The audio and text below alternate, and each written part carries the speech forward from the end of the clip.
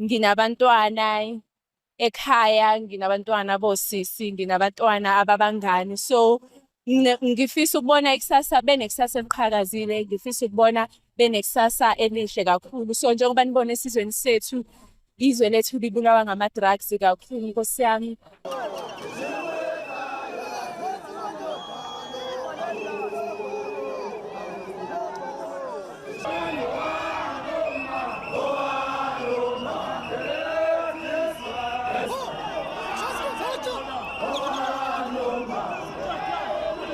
In this country, it's a country where anyone can come to as their place. Now is the time for us to be serious about the illegal immigrants matter and making sure that our country is back on its feet again.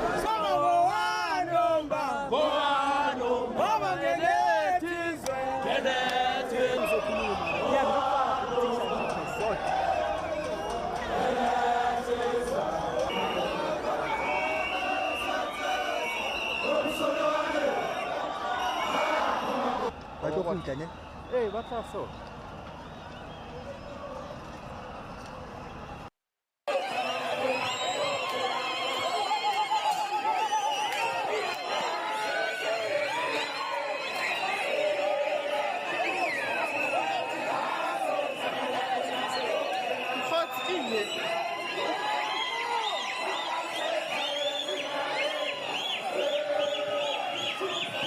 Now, this context is important because the majority of South Africans find themselves in that setup as well. This is where the majority of Black South Africans particularly live. They live in the townships still, and they tend to be going for similar jobs if you're talking about people that are low-skilled labor. Now, this is the recipe that has brought about tensions in some of these communities and these protests that we've seen here in recent weeks, building up and culminating in that massive demonstration just a few days ago.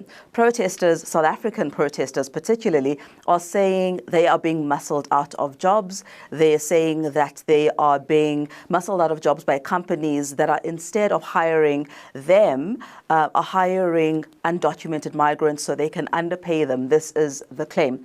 The other one is that they are seeing firsthand a strain on public services. This is state hospitals saying it is very difficult to get proper health care across hospitals in the country because that they are saying that they're having to share these limited resources with foreign nationals. Now, it's a known phenomenon here in South Africa that people from neighboring countries, because of a collapse in other countries, tend to prefer to come and receive health care here in South Africa, whether as a short term or because they're already in country. So these are some of the two things that the protesters are complaining about. And Pumza, this is something which has really swept across the country, as we mentioned at the start. Just tell us a bit about the atmosphere, not just in some of the big cities like Johannesburg, Cape Town, but in some of the smaller areas too. Look, it's something that really has touched at the tensions that exist in some communities. Some have been simmering or bubbling under for years, some for months. But it's something really that's this past week has created a sense of anxiety for some people, particularly those who share these communities that I've just mentioned, particularly those who find themselves living in the township, who come face to face with South Africans who are out of work and believe they are the reasons that they are out of work. We've seen for weeks now talks of this unofficial deadline that was imposed by campaigners for all undocumented migrants to leave the country, saying that they want the government to take the lead on this, and they want to make sure that those people are repatriated by their home countries, and if not, they are deported by South Africa. So really just speaking to the heart of people feeling frustrated, South Africans feeling frustrated at what they say is a lack of proper immigration controls by the government, and foreign nationals on their part feeling that they're being scapegoated for problems that exist, they say, around unemployment, which they say they can't solve and have no part in. So the government, no doubt, under a lot of pressure. What's their response been to all of this?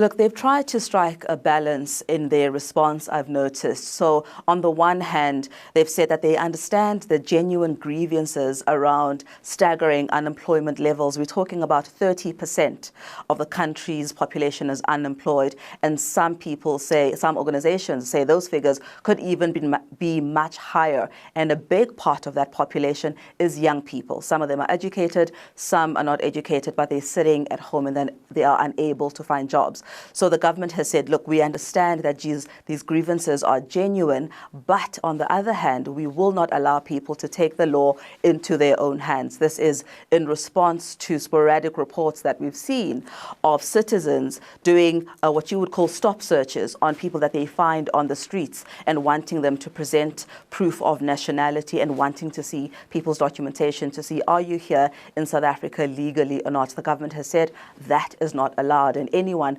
found to be doing that will be arrested and charged with possible harassment and similar charges. And then on a broader scale, the country's president, Cyril Ramaphosa, addressed the nation just a few weeks ago, saying that they are looking at changing tact a little bit, that they recognize that there is a problem around immigration laws and some of the laws need to be tightened or better managed. So if I could just give you a quick sense here of what they're talking about doing. They're saying, firstly, what they want to do is start jailing people who employ undocumented migrants.